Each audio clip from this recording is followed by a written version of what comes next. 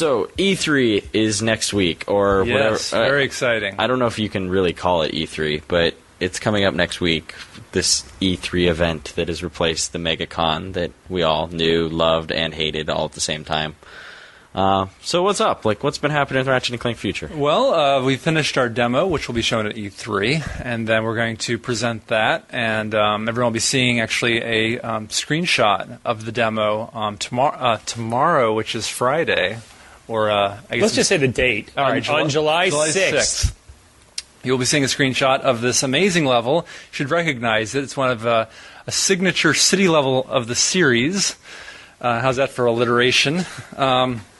And stellar. Yes, and we're really happy with it. We're really excited how it turned out. One of our designers, Drew Murray, just put in a ton of effort on this to make to kind of spit polish the whole thing, make every little aspect of it shine, and it's really a tremendous piece of work. Everyone, environment artists, animators, programmers went full force on this to really realize something truly awesome. So I don't want to talk it up too much, but one of the things that I think is really impressive about it is the amount of camera angles and really kind of the cinematic style of gameplay that we've been able to achieve. And it's really difficult to get those different camera angles and to move the camera around. One of the challenges that designers have is not making people nauseous by moving the camera too much. So you have to kind of strike a balance of making something feel cinematic, intense, but at the same time, very fluid. I think the other thing too is there's just a lot of stuff going on, which is really exciting. We've got just tons of enemies running around. We've got these alien fish-type creatures that operate these robotic suits, and they're like the troopers in the game.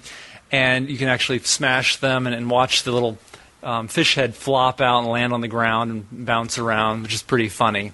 And one of the things that I actually stated in a recent blog posting is that you can actually throw the Groovatron out and you'll actually watch the fish dance and the robotic guys dance.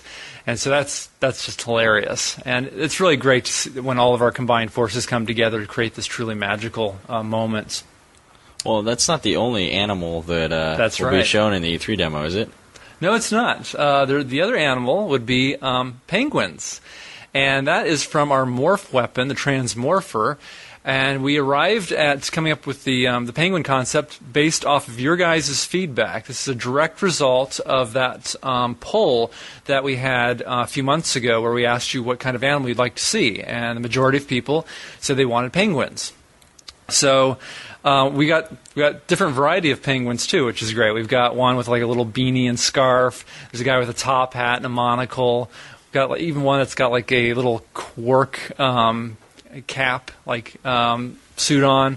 So there's some great stuff. And then of course when you throw the Groovatron out, they will also dance, and really funny stuff. I think that's like one of the coolest things in the demo. It's intensely fun to throw a Transmorpher, morph enemies, and then make them dance, and then destroy them. It's kind of like a double Transmorpher, because if you have one of the little fish, then you're turning something from a fish into a penguin. That's right. So it's kind of like weird. A double whammy. Yeah. Whoa. But and our effects artist added a nice little snow fall effect whenever you hit them, so it's like raining snow down as you're looking at the penguin. So. Right, and the Transmorpher is one of the new items, like the Groovatron. The combat devices. Yeah, so right. So we've gone away from the Morpher Ray as a weapon, and it's actually one of those consumable combat devices that you'll be able to buy from vendors and stuff. Yeah, this has been great for us because traditionally we've taken these great ideas and we've kind of had to pare them down a bit so that they would balance out with the rest of the weapons. And with combat devices, we can make them really powerful, just go nuts with them, stuff like the Groovatron. You can throw this bomb out and turn lots of guys into penguins. And you can have lots of these things, but they're just a little bit harder to find. So they feel like they're really special, and you kind of save them up and use them for the right moment. So then the other huge thing for us is we've got a fully playable disc. So you can play the game from beginning to end right now, which is a huge milestone for us. And it's a big game. We're finding that it's probably going to be at least as long, if not longer, than Ratchet and Clank Going Commando. So it's very epic, and from what we can tell right now, it looks like it's going to be huge. But of course, we still have a couple months where we're going to be adding a lot of polish, really improving some of the combat strategy, and just kind of doing multiple passes on it to really make it perfect.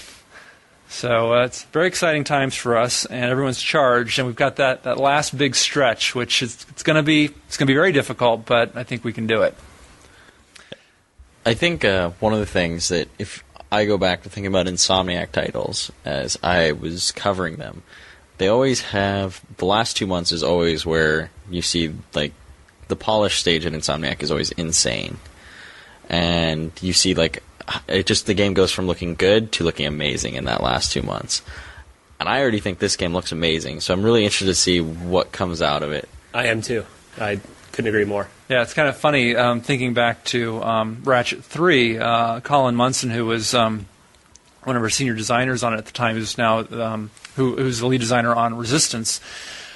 He was saying that at the time, like, oh my gosh, we've ruined the Ratchet franchise. This was like 2 months before we finished Ratchet 3, because there were just all these pieces, everything was really clunky, stuff wasn't quite tuned and working, and we just had this game that we weren't so sure about. But I mean, we're all working hard on it, we all believed in it, and in the end it became one of our highest rated titles and one of the best games of the series, if not the best game.